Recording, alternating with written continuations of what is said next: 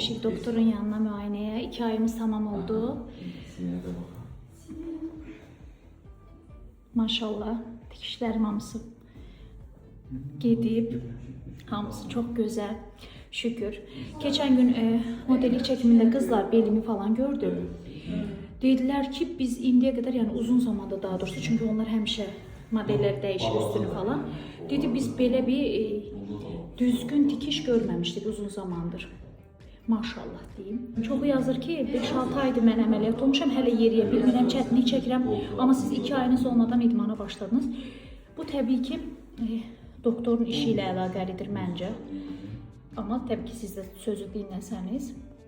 Şükürlər olsun, bugündən artıq korseti də çıxartdım. Hərdən taxacağıq. Şükür. Hələ paylaşım edəcəm. Sorularınızı cavablayacağım inşallah. İndi Gülşənin dikişlərinə baxır doktor.